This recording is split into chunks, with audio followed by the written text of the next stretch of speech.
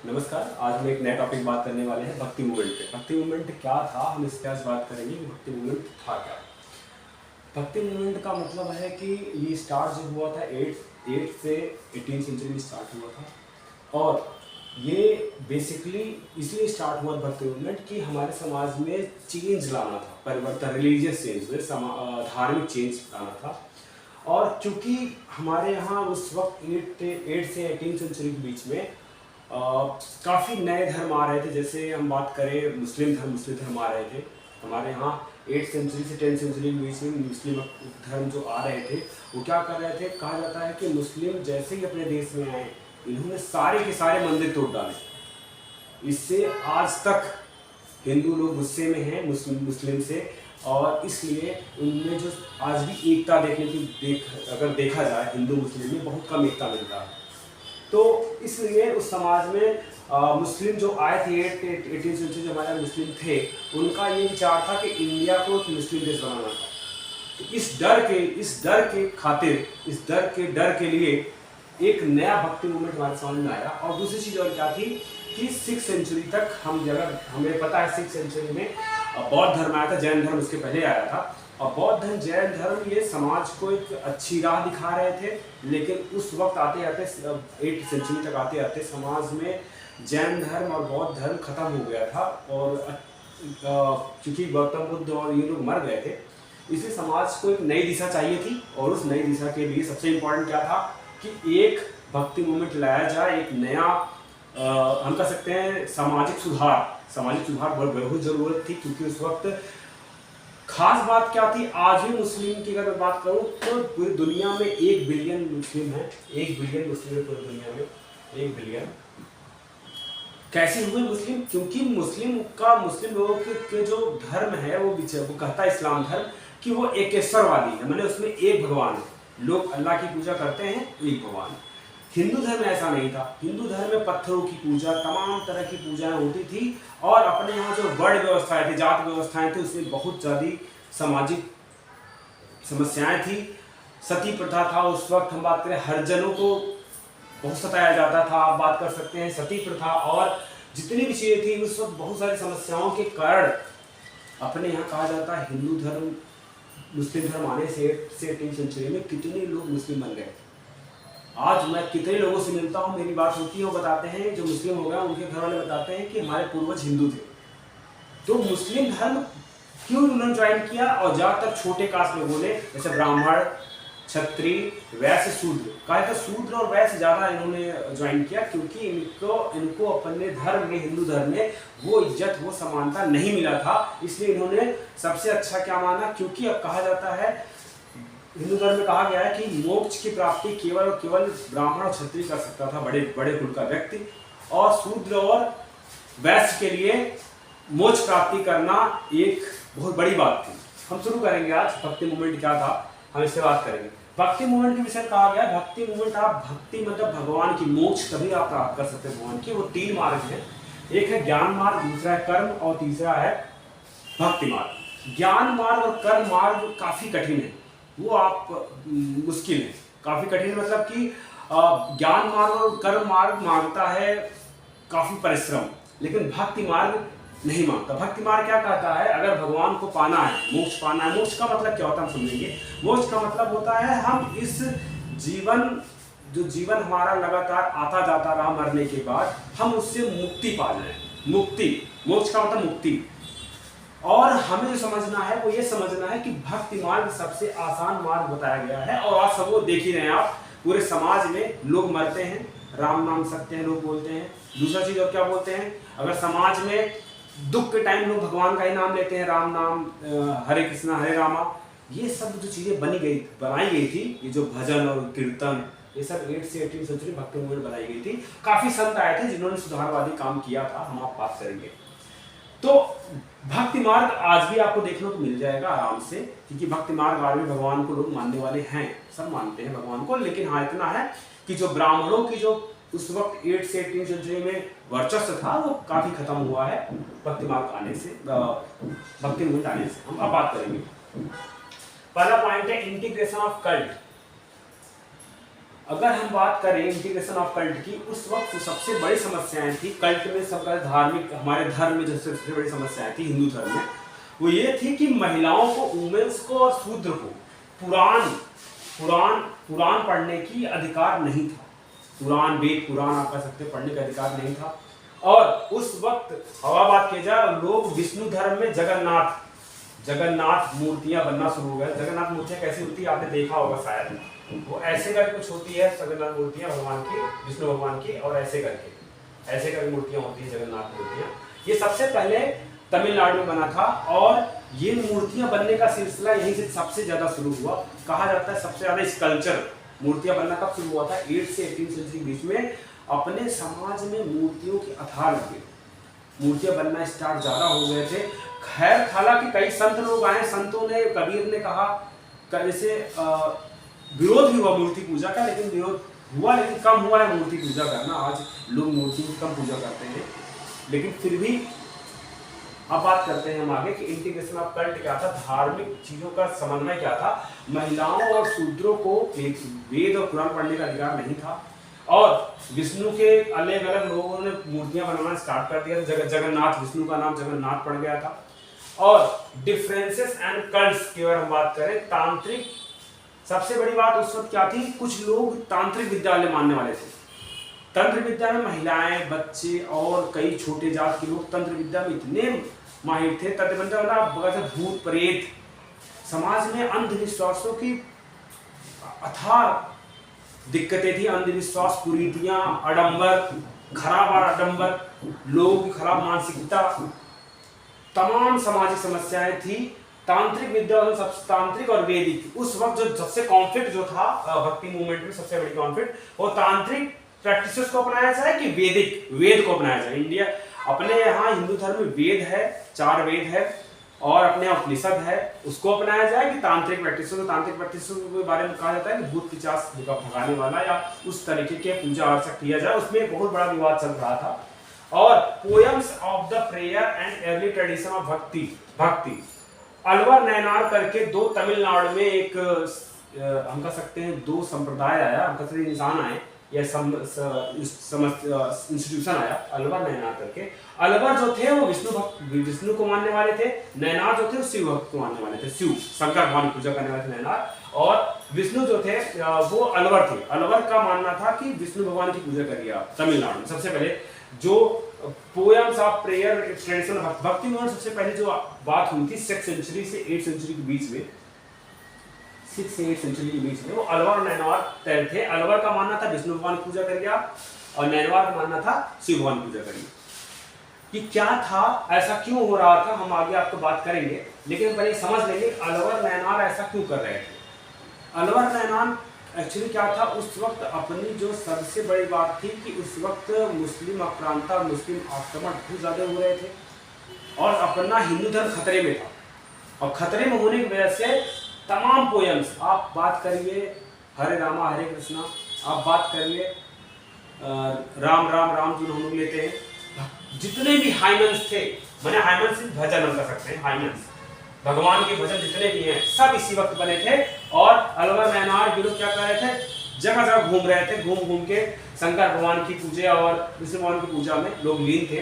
और क्या हो रहा था, एप्टीट्यूड टुवर्ड कास्ट, मतलब कहा जाता है कि अलवर और नैनवार के लोग जो तमिलनाडु में थे, उनका ये मानना था कि एटीट्यूड जो था वो सबसे बड़ी खास बात थी। कि एटीट्यूड होने का मतलब ये हुआ कि कास्ट सिस्टम को खत्म करने के लिए ये लोग भगवान के लिए काम कर रहे थे, भगवान की पूजाओं पे फोकस कर रहे थे।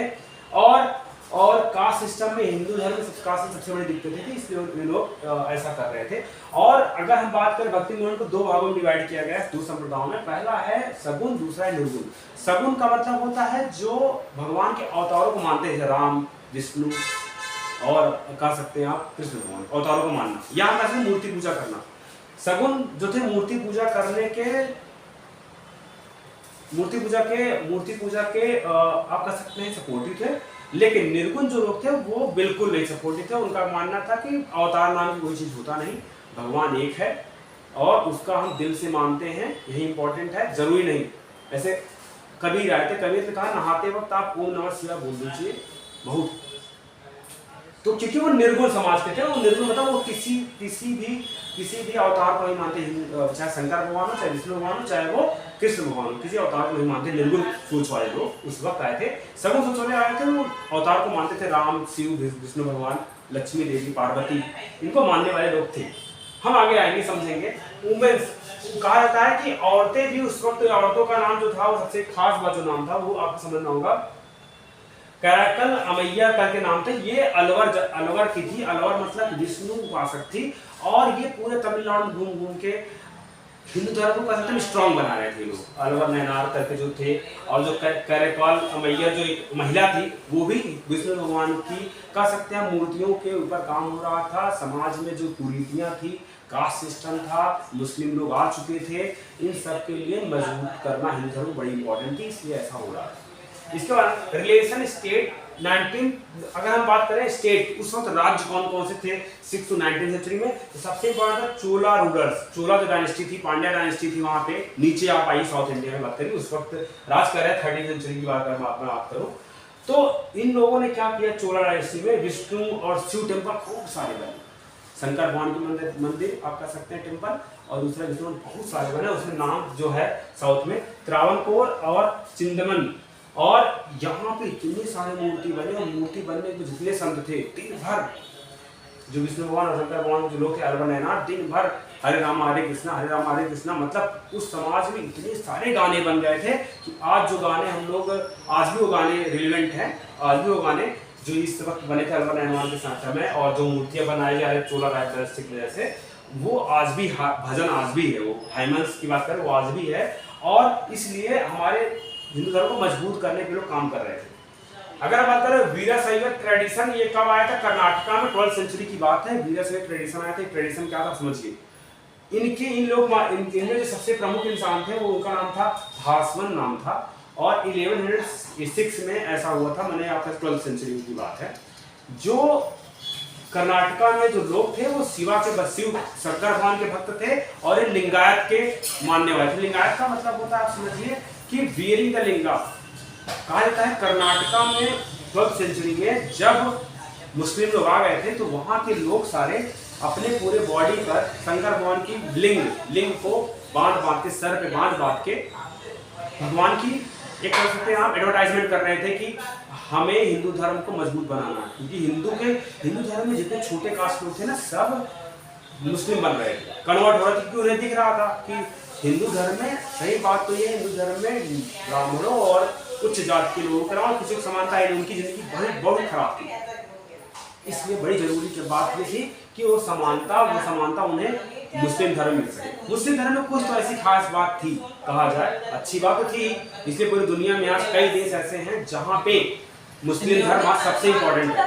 ये सबसे खास बात है, मुस्लिम धर्म बहुत ज्यादा फैल गया, 40 देशों में, अपने 40 देशों में मुस्लिम धर्म है, तो कुछ तो रहा होगा ना। इसलिए अब आते हैं भक्ति आंदोलन का उदय। कब उदय हुआ? भक्ति आंदोलन के बारे में जो भक्ति मूवमेंट सबसे इंपॉर्टेंट जो उदय हुआ था, वो हुआ था शंकराचार्य के टाइम पे हुआ था। वो शंकराचार्य अद्वैतवादी सिद्धांत के प्रणेता था। सबसे पहले अगर भक्ति मूवमेंट में कोई था तो वो शंकराचार्य थे। शंकराचार्य अद्वैतवादी सिद्धांत के थे। इसका मतलब ये होता है, अद्वैतवादी का मतलब हुआ कि वो मानने वाले थे एक ईश्वरवादी थे, मतलब एक भगवान को मानने। ऐसा पहला इंसान पूरे समाज में आया 8वीं सेंचुरी में, कि जो 8वीं सेंचुरी में बात किया जाए, वो ये मानने वाले थे कि भगवान एक है। सबसे इंपॉर्टेंट है भगवान एक है, एक ईश्वर को पूजना ही इंपॉर्टेंट हिंदू धर्म में। लेकिन आज भी हिंदू धर्म के लोग अब धीरे धीरे अपने आप को चेंज कर रहे हैं, लेकिन यहाँ से शुरू हुआ था एक ईश्वर को मानना, एक ईश्वरवादी थे, एक ईश्वरवादी। और हिंदू धर्म का उद्भव कैसे हुआ? हिंदू धर्म में सुधार का करना, इसलिए भक्ति मूवमेंट क्यों आया? हिंदू धर्म में सुधार करना। दूसरा आया था हिंदू मुस्लिम में समन्वय, मतलब हिंदू मुस्लिम को साथ में रहने दिया जाए। देखिए कुछ भी हो जाए, हिंदुओं को बस की बात नहीं थी मुस्लिम को भगा पाना। ये मुस्लिम धर्म में कुछ ऐसा जरूर था जो हिंदू धर्म इतनी अंदर, हिंदू धर्म के अंदर इतनी प्रॉब्लम थी, उस प्रॉब्लम को दूर करने के लिए कोई हिंदू धर्म के पास कोई ऑप्शन नहीं था। ज्यादातर छोटे जात के लोग मुस्लिम में कन्वर्ट हो रहे थे, और हिंदू और मुस्लिम दोनों इतने सारे, मुस्लिमों में कहा जाता है हज पे जाके आप हज जाइए आप मक्का, तब आपको भगवान की मोक्ष मिलेगा। ये क्या है? ये पागलों वाली बात है। कबीर का मानना है हज जाने से मोक्ष नहीं मिलने वाला। आप दिल से मानिए मोक्ष मिल जाएगा, तो बहुत सारे आडंबर मुस्लिम धर्म में थी, समस्याएं और हिंदू धर्म में थी, उनको समान करके लाना आज तक समान नहीं पाए। आप देखिए हिंदू मुस्लिम आज भी समान नहीं है, अपने एकीकृत नहीं है। क्यों? क्योंकि उनमें अभी भी द्वेष है, अभी भी समस्याएं हैं, अभी हिंदू धर्म की समस्या खत्म नहीं हुई है। यहाँ शुरू हुआ था, जो कि एक अच्छा कारण था। भक्ति आंदोलन के उदय का कारण क्या है? सबसे बड़ी बात क्या है? क्योंकि ब्राह्मण धर्म की जटिलता सबसे बड़ी बात है। हिंदू धर्म में सबसे बड़ी चीज जो थी ब्राह्मण थे। ब्राह्मण ही थे जो पूरा राज कर रहे थे, और सारे जितने कास्ट लोग थे सब समस्याओं से घिरे हुए थे। सब सती प्रथा, हरिजनों में दिक्कत और सती प्रथा, और कह सकते हैं समाज में इतनी सारी समस्याएं थी, भेदभाव, बहुत सारी समस्याएं होने का केवल अधिकार किसको मिला था? हिंदू धर्म में ब्राह्मणों को। इसलिए सबसे बड़ी बात है, इसीलिए हिंदू धर्म का उदय हुआ। दूसरा क्या था? जाति व्यवस्था की जटिलता। जाति व्यवस्था हिंदू धर्म में इतनी खराब है। पहले है कहा जाता है कि हिंदू धर्म में जो ब्राह्मण है वो जो है वो ब्रह्मा जी के मुंह से पैदा हुआ है, और हाथों से ठाकुर, जिसे हम बोल सकते हैं राजपूत, और पैरों से शूद्र वैश्य, उसके बाद शूद्र हमारे पैरों के नीचे से। मतलब समाज में इतनी गंदी विचारधारा फैलाई गई कि जात व्यवस्था में बड़ी समस्या आई। इसलिए भक्ति आंदोलन का उदय होना ही था। और कहता है मंदिर विनाश। कहा जाता है जैसे ही मुस्लिम ने सारे मंदिर तोड़ डाले।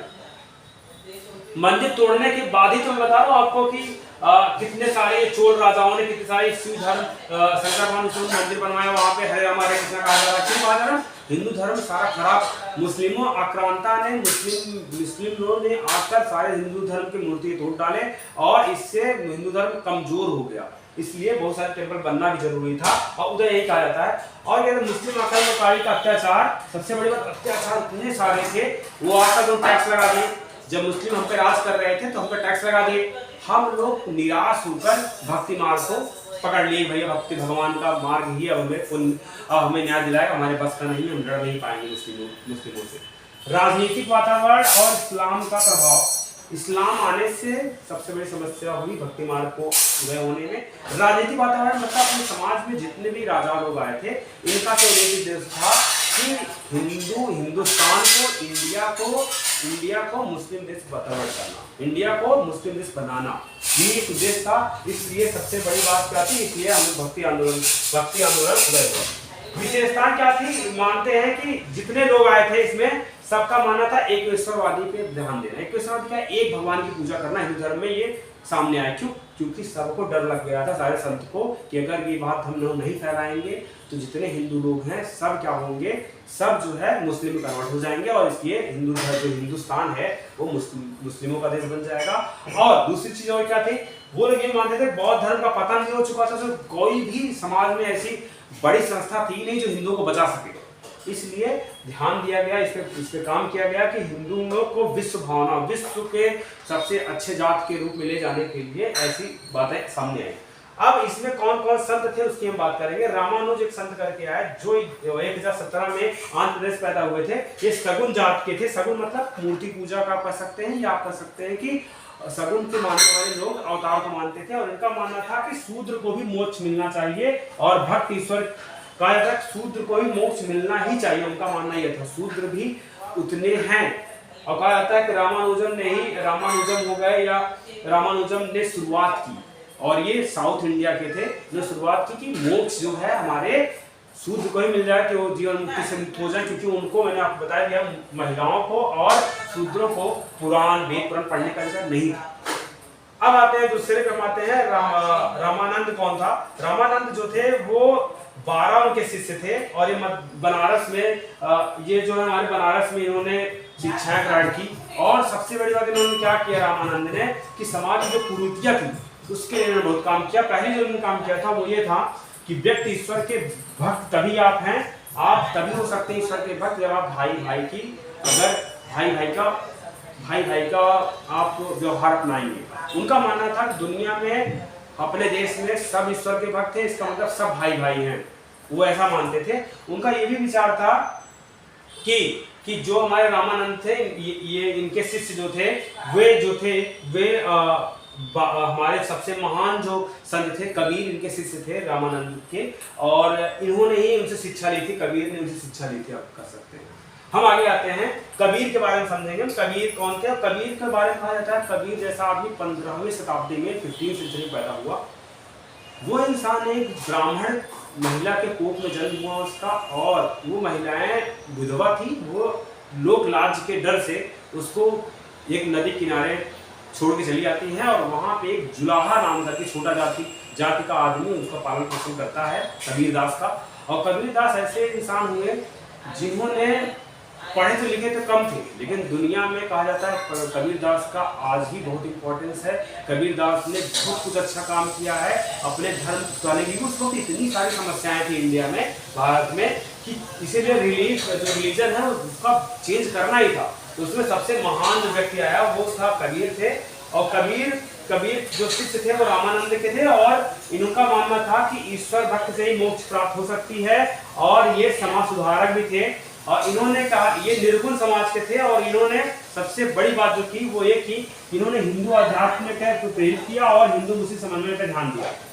इन्होंने जो काम किया वो किया कि मूर्ति पूजक बहुत बड़े विरोधी थे। ये कहते थे आप नहाते वक्त आप एक बार ओम नमः शिवाय भगवान का नाम कुछ भी आप ले लो, भगवान जय भगवान बहुत है, आपको मूर्ति पूजा और अवतार को मानने की जरूरत नहीं है। एक ईश्वर को ध्यान करो, और सबसे अच्छा अपने मन को सही करो, अपने मन से अच्छा काम करो, मन से सही काम करो, वो जरूरी है। इनका ऐसा मानना था। और इन्होंने हिंदू मुस्लिम को समन्वय में बहुत काम किया। मुस्लिमों में जो कब्र है, कब्र की पूजा करना, और कहा जाता है कि मुस्लिमों में मोक्ष कैसे मिलता है, पुनर्जन्म कैसे होता है। कहा था जब इंसान की लाश गाड़ दिया गया मुस्लिमों में, तो नीचे कब्र के अंदर वो पुनर्जन्म होता है। तो ये सब जितनी विचारधारा मुस्लिम में थी, वो कबीरदास ने बहुत उसका विरोध किया है। और उन्होंने कहा क्या है, उनकी जो सबसे खास बातें हैं वो कब्रों में पूजा, मैंने उन्होंने कहा कि गुरु के महत्व पे भी ध्यान दिया, और हज की यात्रा के भी उन्होंने काफी विरोध किया। उन्होंने कहा मुस्लिम धर्म में अगर आप मक्का में हज करने जाते हैं, उससे भगवान नहीं मिलने वाला, मोक्ष की प्राप्ति नहीं होने वाली है। आपको दिल से भगवान का नाम लेना, जय भगवान, और हज यात्रा करने से दूर तक जाके आप भगवान का वहां मिल के आ रहे हैं, ऐसा भगवान है ही नहीं। भगवान का मतलब यही होता कि आप दिल से अच्छे काम कर्म करिए, वो अच्छा है, न कि आप हज यात्रा करें। उन्होंने विरोध किया, काफी दिक्कतें थी समाज में। और उन्होंने ये भी कहा कि समाज को अगर सुधारना है तो इसके लिए जो है सबसे इंपॉर्टेंट क्या है कि नमाज, जो नमाज लोग पढ़ते हैं उसके उनका विरोध किया। इन्होंने समन्वयवादी, मैंने हिंदू मुस्लिम में विरोध जो था वो सारे उनके बारे में इन्होंने बहुत कुछ बोला। और कहते हैं कि जो मोक्ष की प्राप्ति हो सकती है वो अच्छे गुरु से ही हो सकता है। अगर आपके पास अच्छा गुरु मिल चुका है तो आपकी जो मोक्ष की प्राप्ति होगी वो आराम से हो जाएगी, आप मोक्ष मुक्ति पा सकते हैं। उनका ऐसा विचारधारा थी। उसके बाद जो व्यक्ति आया वो नानक आए, गुरु नानक देव आए थे, जिसे कबीर आए। कबीर का मानना था कि समाज को सुधार करना है। हिंदू मुस्लिमों में बहुत सारे सुधार बाकी थे। बाद में कबीर के मरने के बाद बात आई कौन जलाएगा, तो हिंदू मुस्लिम में दोनों में झगड़े चल रहे थे कि इन्हें हम हिंदू कह रहे थे हम इसे जलाएंगे इनकी डेड बॉडी को, और मुस्लिम कह रहे थे हम इनको गाड़ेंगे।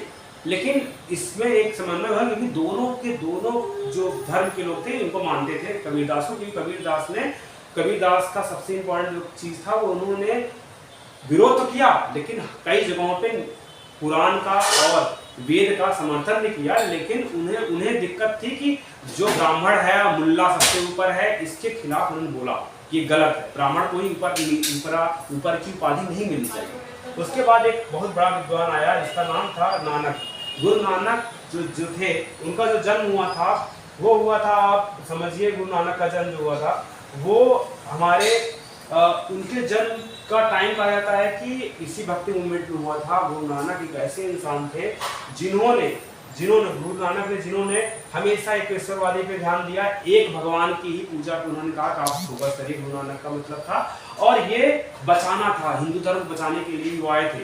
हिंदू धर्म बचेगा, मजबूत होगा तभी, नहीं तो मुस्लिम धर्म इंडिया को कब्जे में कर लेगा। सबसे खास बात दूसरी क्या थी, हिंदू धर्म उन्होंने सुधार चाहते थे। वो जात पात, पंडितों और उपवास विरोधी थे। वो कहते थे उपवास व्रत मत करिए, और पंडित कभी भी ऊपर नहीं जा सकता, पंडित को कभी आप बहुत बड़ी इज्जत मत दीजिए। उनका ऐसा मानना था। जात पात में वो भी बिल्कुल विश्वास नहीं करते थे गुरु नानक। और गुरु नानक ने कहा था, गुरु नानक हिंदुओं से क्या कहा, चाहे तू 18 पुराण पढ़ ले, 4 वेद पढ़ ले, गंगा में नहा ले, स्नान कर ले और व्रत रख ले, ईश्वर तुझे ईश्वर को तू पा नहीं पाएगा और तुझे मृत्यु निगल जाएगी।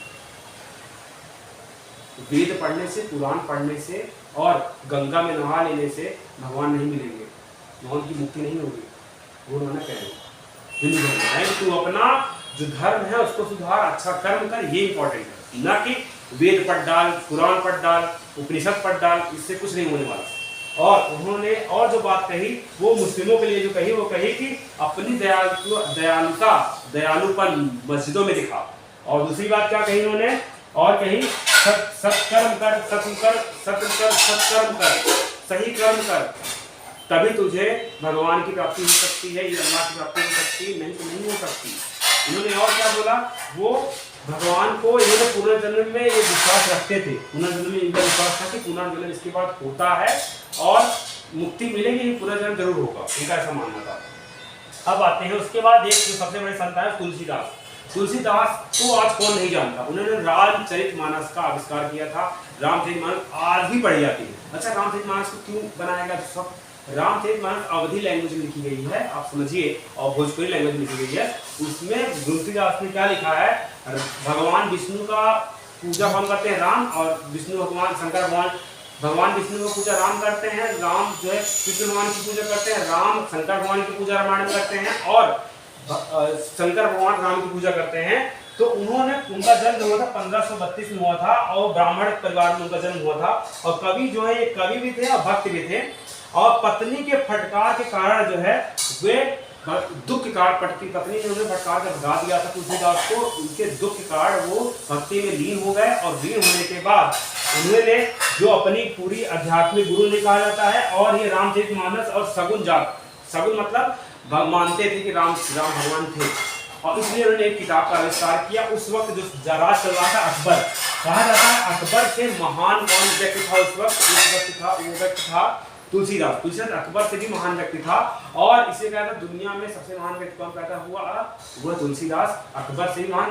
अकबर भी एक अच्छा इंसान था और बहुत उदारता से हिंदू धर्म को यूज कर रहा था, दीने इलाही से चला रहा था अकबर, मतलब कि हिंदू धर्म और मुस्लिम धर्म को एकदम छूट दे रखा, द्वारवाद दिया था उस वक्त। लेकिन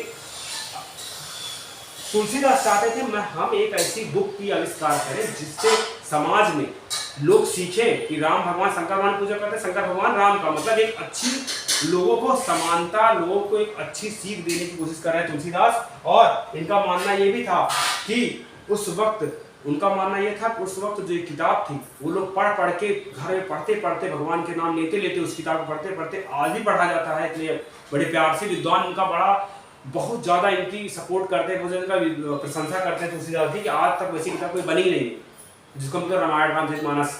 और वो सबसे बड़ी बात है आज भी हमारे हिंदू धर्म को मजबूत कर रहा है। उस वक्त जब मुस्लिम लोग थे, अकबर के टाइम जब ये पैदा हुए थे तो उस वक्त मुस्लिम धर्म ज़्यादा राजा थे, तो उस वक्त हिंदू धर्म मजबूत करने के सबसे अच्छी किताब मानी गई थी रामचरितमानस। अब हम आते हैं लास्ट टॉपिक पे, भक्ति आंदोलन का प्रभाव क्या था। इसने ब्राह्मणों का अंत कर दिया, जो ब्राह्मण की प्रभुत्ता थी अंत कर दिया। हिंदू संस्कृति की रक्षा की, हिंदू धर्म को बचाया गया इससे, और राष्ट्रीय एकता का उदय हुआ और सामाजिक कुरीतियों का अंत हो। समाज में जितनी कुरीतियां थी, दिक्कत थी, सारी अंत हो चुकी भक्ति मूवमेंट से। और जो हमारी राष्ट्रीय एकता का उदय, जैसे आज अंग्रेजों को हम कैसे भगा पाए, राजा राम मोहन राय कैसे विधवा प्रथा, सती प्रथा, दहेज प्रथा कैसे खत्म कर पाए, क्योंकि हमारे यहाँ इन लोगों ने बहुत अच्छा काम किया था। उन्होंने कहा था एक ईश्वर को पूजा करो आप लोग, और दिल से पूजा करो, दिल से पूजा करो, ताकि दिक्कत ना हो तुम्हें, आप समाज को दिक्कत ना हो, और राष्ट्रीय चेतना बढ़ी। और राष्ट्रीय चेतना बढ़ने के पीछे कारण ये थी क्योंकि ये आंदोलन का प्रभाव था। हम अब हमारा यहाँ से